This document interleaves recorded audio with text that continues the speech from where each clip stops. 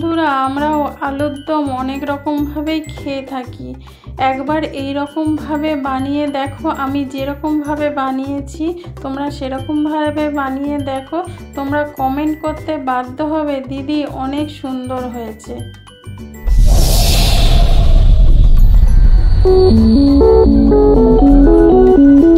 এখানে আমি 4টে বড় সাইজের আলুকে 4 টুকরো করে সেদ্ধ করতে বসিয়েছি প্রেসার কুকারে। আমি এখানে নুন দিয়ে আলুটা সেদ্ধ করে নেব।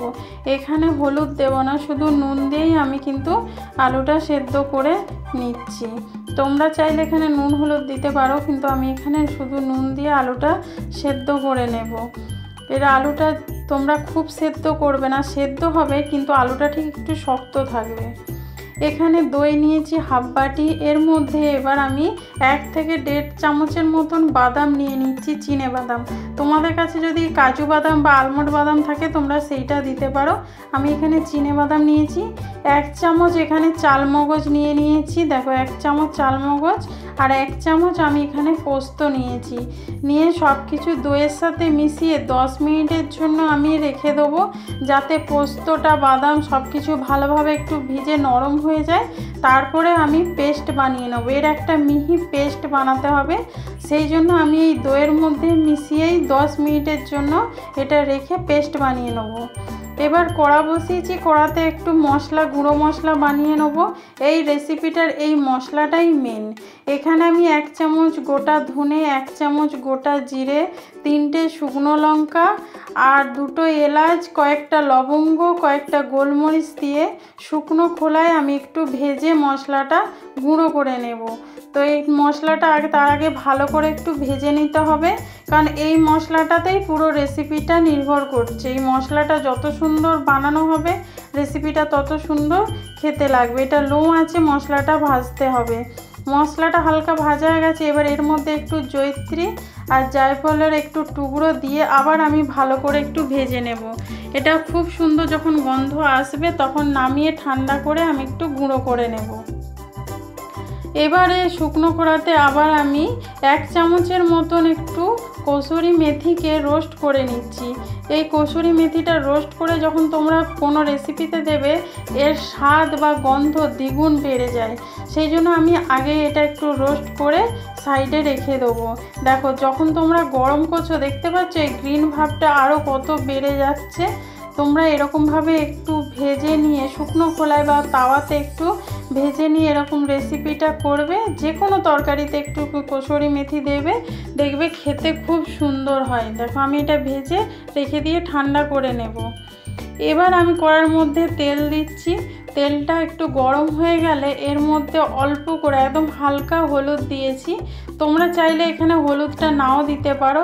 এই তরকারিটা সাদা সাদা খেতেই ভালো লাগে, কিন্তু আমার ছেলে সাদা তরকারি পছন্দ করে না, সেই জন্য আমি একদম হালকা করে একটু হলুদ দিয়েছি, যাতে আমি একটু আলুগুলো ভেজে নেব। তেলটার সাথে হলুদটা ভালো করে মিশিয়ে দিচ্ছি। মিশিয়ে এবার সেদ্ধ করে রেখেছিলাম যে আলুগুলো, সেই আলুগুলো আমি একটু ভেজে নেব। এখানে আলুটা একটু লাল লাল করে ভেজে নিতে হবে। তোমরা চাইলে এমনিই কিন্তু ভেজে নিতে পারো। এখানে কিন্তু হলুদটা তরকারিতে লাগে না, কিন্তু আমার ছেলে পছন্দ করে না বলে আমি এখানে হলুদটা ইউজ করেছি, একদম সামান্য। তোমরা এটা বিনা হলুদেও কিন্তু করতে পারো বা হলুদ দিয়েও করতে পারো, সেটা তোমাদের ইচ্ছে মতো তোমরা করবে।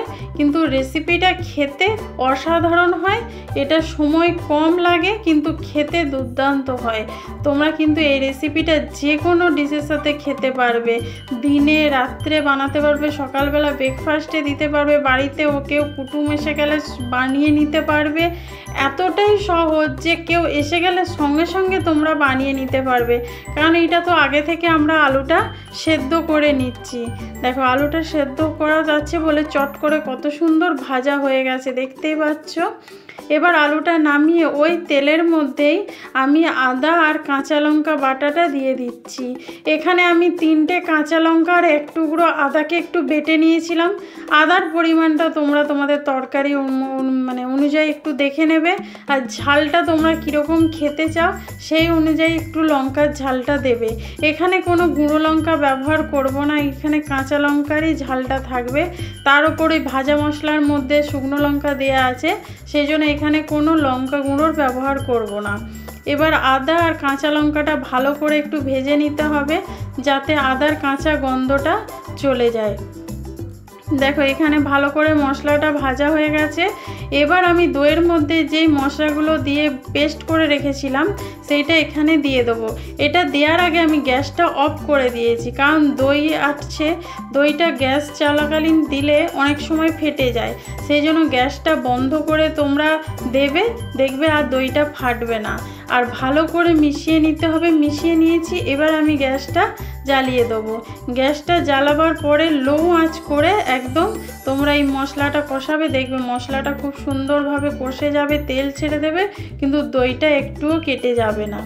দেখো এখানে দেখতেই পাচ্ছ মশলাটা কত সুন্দর ভাজা হয়েছে, তেল বেরিয়ে এসেছে। এবার এখানে যে ভাজা মশলাটা সেইটা দিয়ে দেবো। এই রেসিপিটার এটাই মশলা, আর কোনো আলাদা মশলা লাগবে না। জিরে গুঁড়ো, ধনে গুঁড়ো, লঙ্কার গুঁড়ো কোনো কিছুই আর লাগবে না। এই মশলাটাই দইটার সাথে ভালো করে দিয়ে মশলা কষিয়ে নিতে হবে। এটা যত সুন্দর কষানো হবে দেখবে গন্ধটা এত সুন্দর আসবে, তোমরা কষতে কষতেই বুঝতে পারবে যে রেসিপিটা কত ভালো হতে চলেছে। দেখতে পাচ্ছ মশলাটা কত সুন্দরভাবে কষানো হচ্ছে, সাইড দিয়ে তেল কীরকম ছেড়ে দিচ্ছে, এর কারণ এর মধ্যে দই, বাদাম, পোস্ত, চালমগজ সবই আছে, সেই জন্য আলাদা করে কোনো তেলের দরকার নেই। এবার আমি এর মধ্যে একটু চিনি আর একটু নুন দিয়ে দিলাম। যেহেতু আলুতে নুন আছে সেই জন্য আমি এখানে গ্রেভির অনুযায়ী নুনটা দিয়েছি। তোমরা কিন্তু একটু দেখে নেবে, আলুতে যদি নুন কম থাকে তাহলে এখানে নুনের পরিমাণটা একটু বেশি করে দিয়ে দেবে, নাহলে আলুর ভেতরে নুন ঢুকবে না, খেতে ভালো লাগবে না। দেখো এখানে মশলাটা ভালোভাবে কষানো হয়ে গেছে। এবার ভেজে রাখা আলুগুলো দিয়ে মশলাটার সাথে ভালো করে একটু কষিয়ে নিতে হবে। এইটা একটু 2 মিনিট ধরে মশলাটা কষিয়ে নিতে হবে। যেহেতু মশলাটা কষানো হয়েছে, আলুটা সেদ্ধ করা আছে, সেই জন্য বেশিক্ষণ মশলাটা আলুর সাথে না কষলেও হবে। এখানে মশলাটা ভালো করে কষানো হয়ে গেলে এখানে 1 কাপ আমি গরুর দুধ রেখেছি, দুধটা এখানে দিয়ে দেবো। দুধটা দিয়ে ভালো করে মিশিয়ে নেবো। এখানে তো আলুর সেদ্ধ হওয়ার কোনো দরকার নেই, এখানে খালি গ্রেভির জন্য দুধটা দেওয়া, সেই জন্য এখানে খুব বেশি দুধের প্রয়োজন নেই। আর তোমরা যদি আরেকটু ঝোল ঝোল রাখতে চাও তাহলে 1.5 কাপ এখানে দুধ দিয়ে দেবে। এবার চাপা দিয়ে আমি 2 মিনিটের মতন রান্না করে নেব। 2 মিনিট পর দেখো খুব সুন্দর গ্রেভি হয়ে গেছে, দেখতেই পাচ্ছ। এবার এখানে যখন সাইডে রেখে আমি এখানে একটা তড়কা বানিয়ে নেব। দেখো তার জন্য এখানে আমি একটা 1 চামচ ঘি দিয়েছি, একটা প্যানের মধ্যে 2টো কাঁচা লঙ্কা দিয়ে দিলাম, আর একটা ক্যাপসিকামের হাফ আমি টুকরো করে নিয়েছি, আর একটা গোটা টমেটোর এর বীজ আমি ছাড়িয়ে শুধু টমেটোটা দিয়েছি। এগুলো একটু ঘিয়ের মধ্যে ভালো করে একটু ভেজে নেব। এটা খুব বেশি ভাজবো না, একটু ক্রাঞ্চি ভাব থাকবে, সেরকমভাবে একটু ভেজে নিতে হবে। এই তরকাটা যখন ওই রেসিপির সাথে মেশানো হবে দুর্দান্ত লাগবে খেতে। দেখো এখানে ভেজে নিয়েছি, এবার নামিয়ে নিচ্ছি। এখানে তরকারিটার মধ্যে আমি এবার এই ক্যাপসিকাম আর টমেটোর যে ঘিয়ের মধ্যে ভেজেছিলাম সেইটা মিশিয়ে দিচ্ছি। দেখো সব কিছু মিশিয়ে দিলাম, ঘিটা যে ছিল সেইটাও আমি এর মধ্যে দিয়ে দিলাম। এবার এর ওপরে ভেজে রাখা যেই কসুরি মেথিটা সেইটাও আমি দিয়ে দিলাম, দিয়ে ভালো করে মিশিয়ে নিতে হবে। মিশিয়ে 5 মিনিট আমি একটু চাপা দিয়ে রাখবো, একদম লো আঁচে। 5 মিনিট চাপা দিয়ে রাখলে এই কসুরি মেথির গন্ধ বা ক্যাপসিকাম সব একসঙ্গে তরকারিতে মিশে গেলে খুব সুন্দর একটা ফ্লেভার তোমরা পাবে। দেখো 5 মিনিট পর তোমাদেরকে দেখাচ্ছি, খুলে দেখো। ভাপের জন্য একটু ক্যামেরাটা স্পষ্ট হয়ে গেছে, দেখতেই পাচ্ছ কত সুন্দর কালারটা এসেছে, আর সাইড দিয়ে কত সুন্দর তেল একদম বেরিয়ে গেছে। একদম রেসিপিটা কিন্তু আমাদের রেডি। তোমরা এবার নামিয়ে গরম গরম ভাতের সাথে, ভাতের থেকেও হচ্ছে রুটি, পরোটা, নান, কুলচা, ফ্রায়েড রাইস, যে কোনো জিনিসের সাথে তোমরা কিন্তু খেতে পারো। এই রেসিপিটা যদি ভালো লেগে থাকে লাইক, কমেন্ট, শেয়ার করো। আর নতুন বন্ধু যারা দেখছো তারা চ্যানেলটা সাবস্ক্রাইব করে বেল আইকনটা ক্লিক করে দিও। আর ফেসবুক থেকে যারা দেখছো পেজটা ফলো করে দিও। আর বন্ধুরা তোমরা কে কোথা থেকে দেখছো প্লিজ কমেন্ট করো, আর লাইক অবশ্যই করো, আমার চ্যানেলটার পাশে থেকো।